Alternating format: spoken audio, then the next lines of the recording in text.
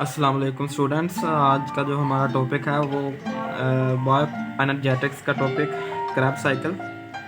तो Krebs cycle जो है इसके 3-4 नाम और हैं। नंबर 1 इसे क्रैब साइकिल कहते हैं। नंबर 2 इसे हम सिट्रिक एसिड साइकिल भी कहते हैं।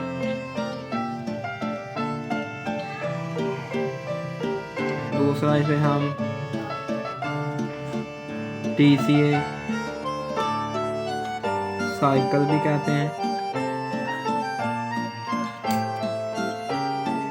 TCA जो होता है ये स्टैंड फॉर ट्राई कार्बोक्सिलिक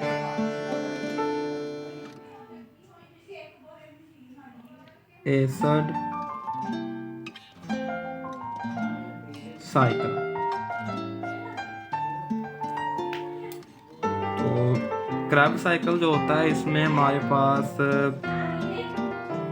सबसे पहले ग्लाइकोलाइसिस जो हमारे साइटोसोल में होती है, ग्लाइकोलाइसिस से प्रोडक्ट निकलती है वो पायरोवेट सीधा आता है क्रैब साइकिल में।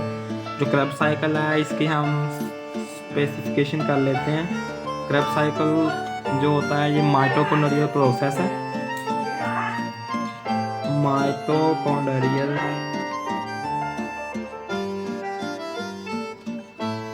प्रोसेस है। दूसरा ये ऑक्सीजन के बगैर नहीं होता, इसलिए हम इसे एरोबिक प्रोसेस भी कहते हैं। तो जो पायरोवेट आता है, सबसे पहले पायरोवेट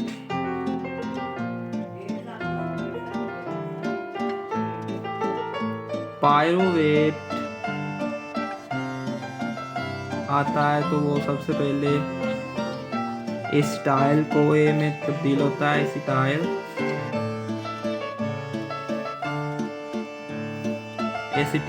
कोए जो एसिटाइल कोए यहाँ पर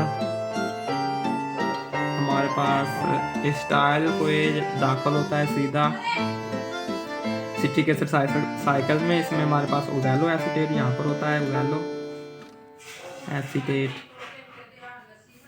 यहाँ पर सिट्रेट बनता है, सिट्रेट। उसके बाद आइसोसिट्रेट,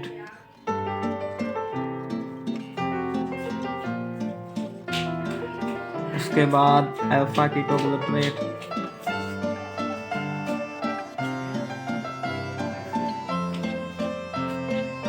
अल्फा कीटोग्लूटरेट।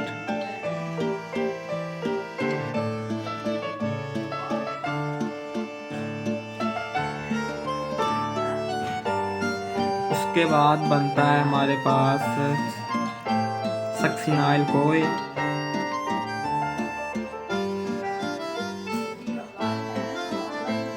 उसके बाद सक्सीनेट,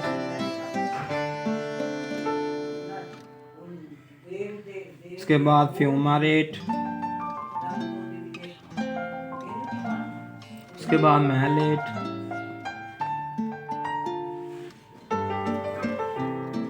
तो ये हमारे पास एक साइकिल बना देते हैं जिसे हम ये से रिप्रेजेंट करते हैं।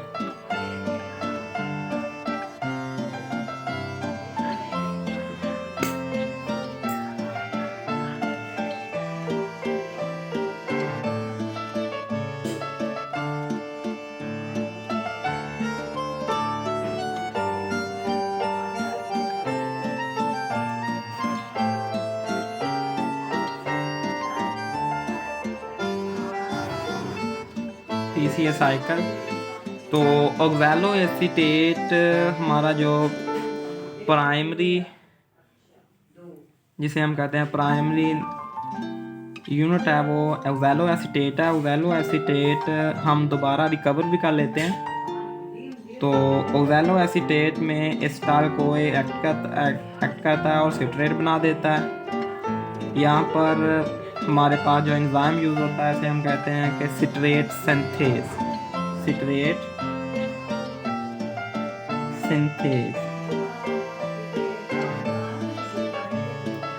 उसके बाद हमारे पास सिट्रेट से आइसो सिट्रेट बनता है, उसमें हमारे पास एंजाइम यूज होता है आइसो सिट्रेट।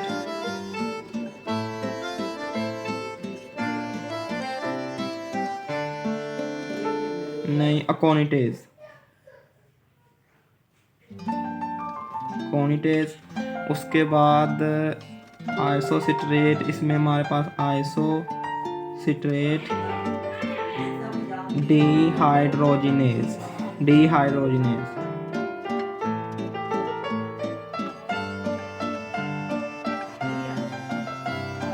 उसके बाद अल्फा कीटोक्लोट्रेट सक्सिनाइल कोआ में तब्दील होता है, इसमें हमारे पास एंजाइम यूज होता है अल्फा कीटोक्लोट्रेट।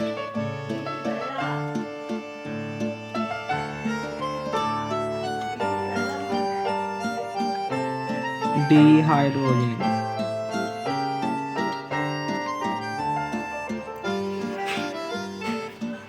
तो आइसोसिट्रेट से जब अल्फा कीटोग्लूटारेट बनता है तो हमारे पास एक कोएंजाइम आता है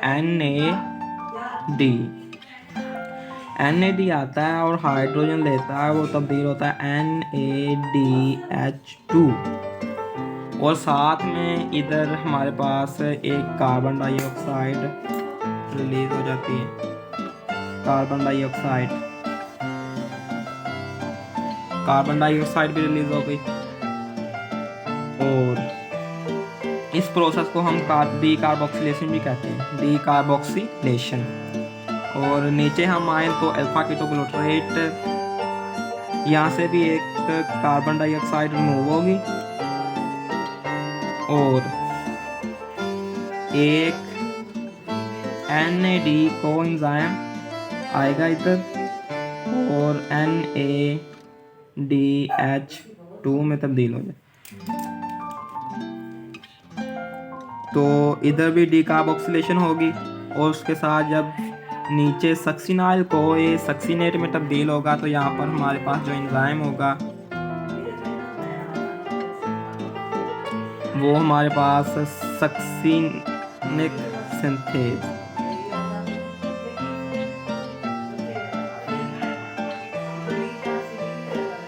सक्सिनेट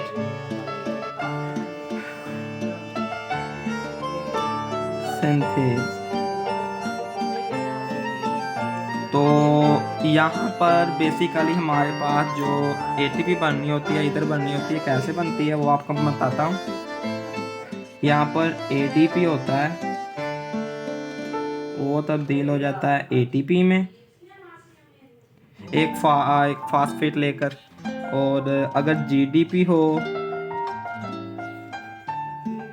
तो वो तब्दील हो जाता है GTP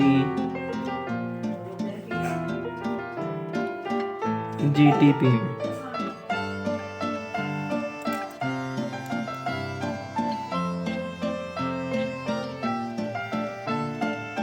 तो जो सक्सिनेट होता है ये फ्यूमारेट में जब तब्दील होता है तो यहाँ पर एंजाइम आ जाता है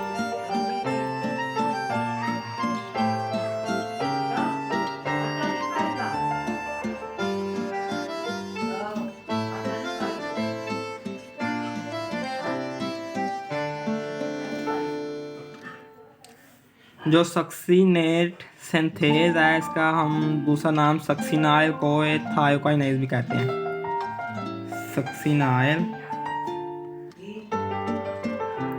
कोए थायोकाइनेज।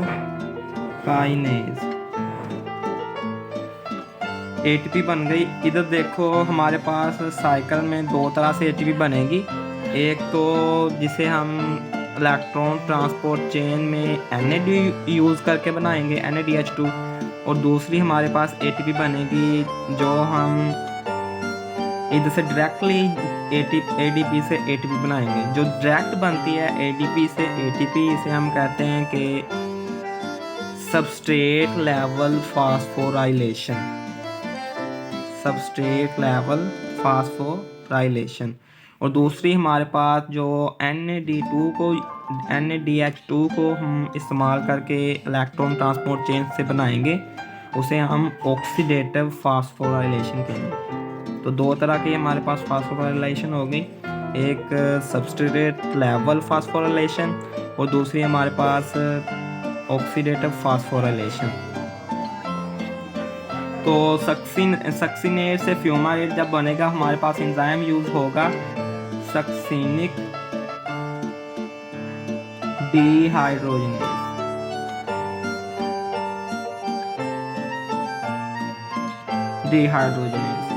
और उसके बाद यहाँ पर हमारे पास जब फ्यूमारेज से मैलेट बनेगा तो हमारे पास फ्यूमारेज, और जब मैलेट से ऑक्सैलो एसीटेट बनेगा तो हमारे पास ऑक्सैलो मैलेट डिहाइड्रोजनेज।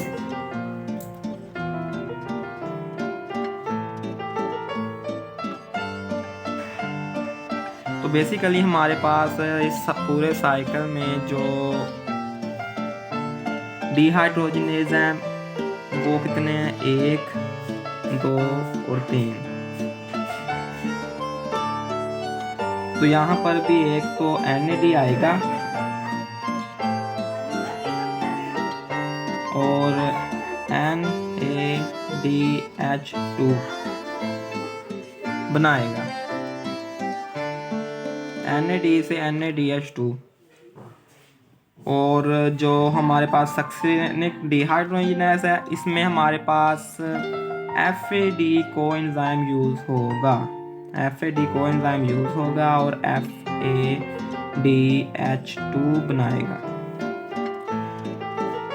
तो एग्ज़ाम में सवाल कैसे कैसे आ सकते हैं वो भी मैं आपको बता देता हूँ कि एक तो वो पूछेंगे कि फास्फोराइलेशन के मतलब कि ऑक्सीडेटिव फास्फोराइलेशन साइकिल में कहाँ पर होती है, और दूसरा वो पूछ सकते हैं कि सबस्ट्रेट लेवल फास्फोराइलेशन कहाँ पर होती है, तीसरा वो पूछ सकते हैं कि डीकार्बोक्सिलेशन कहाँ पर होती है। तो जो डीकार्बोक्सिलेशन है वो दो जगह पर होती है, जब आइसोसिट्रेट अल्फा कीटोग्लूटारेट में तब्दील होता है और जब अल्फा कीटोग्लूटारेट सक्सिनाइल कोआ में तब्दील होता है। तो यहाँ पर NAD से NADH2 बनते हैं। एक और बात मैं बता दूं कि जब भी हमारे पास NADH2 बनेगा तो वो जब इलेक्ट्रॉन ट्रांसपोर्ट चेन में जाएगा तो वहाँ पर हमारे पास 2.5 ATP देगा, और जब हमारे पास FADH2 इलेक्ट्रॉन ट्रांसपोर्ट चेन में हम इस्तेमाल करेंगे तो ये देगा हमारे पास 1.5।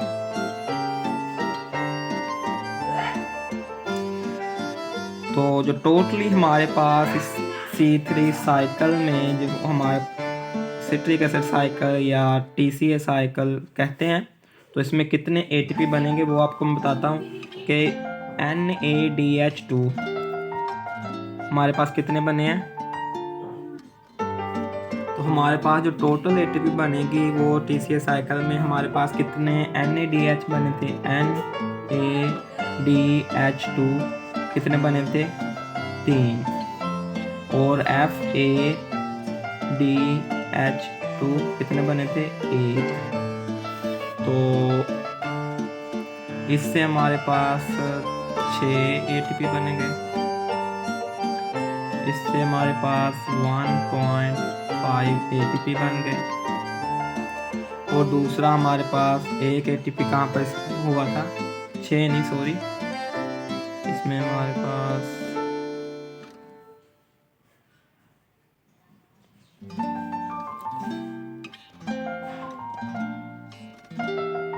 7.5। ये तो हमारे पास जो ऑक्सीडेटिव फास्फोराइलेशन से बनेगी, ऑक्सीडेटिव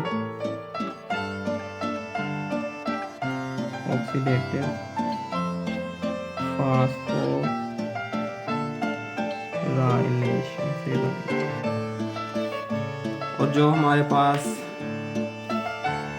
एक एटीपी बना था जिसमें हमने सक्सेनिक थायोकाइनेज सक्सिनाल को थायोकाइनेज का एंजाइम यूज़ किया था। तो इसको हम कहते हैं कि सबस्ट्रेट लेवल फास्फोराइलेशन।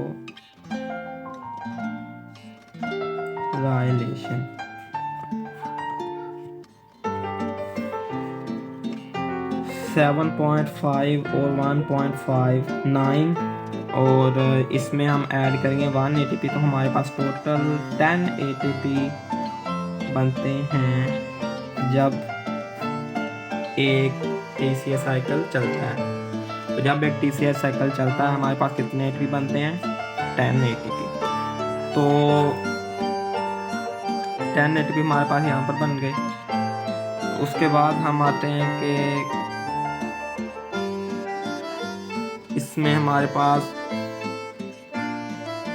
FAD, जो हमारे पास FAD को एंजाइम है वो कहाँ पर इस्तेमाल हुआ है?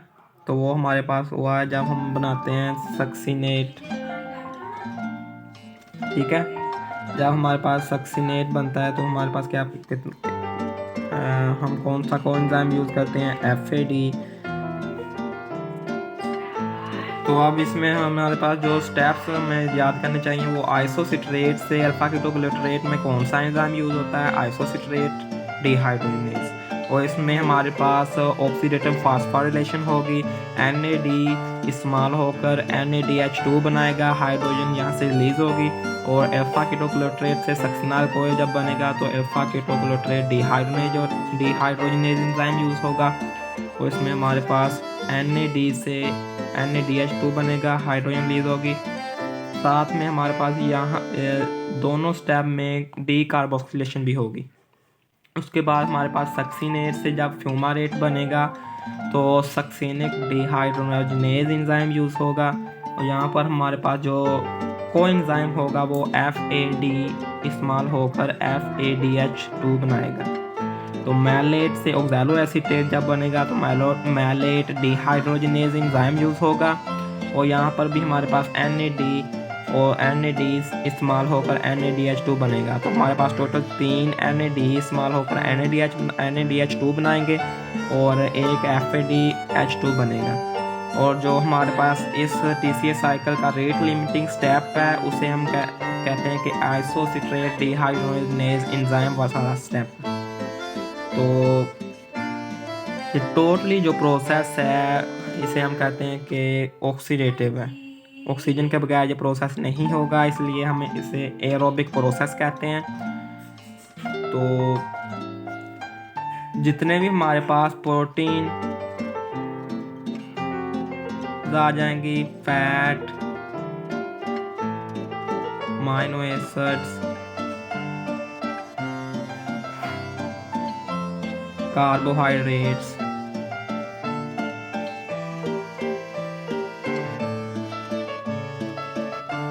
इन सब का जो एनर्जी रिलीजिंग प्रोसेस है वो यही है जिसे हम TCA साइकिल कहते हैं।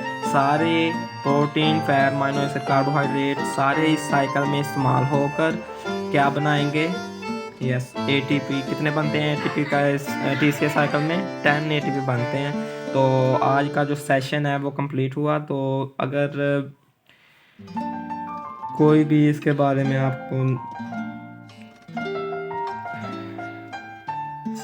आपके दिमाग में सवाल आए तो आप कमेंट में पूछ सकते हैं कि ये कैसे होगा। तो 10 ATP बनेंगे। रेट लिमिटिंग स्टेप कौन सा है? Isocitrate dehydrogenase cycle, citric acid cycle भी इसे कहते हैं, क्रेब्स साइकिल भी इसे कहते हैं, ट्राई कार्बोक्सिलिक एसिड साइकिल भी इसे कहते हैं। तो आज का लेक्चर ख़त्म होता है। थैंक्स।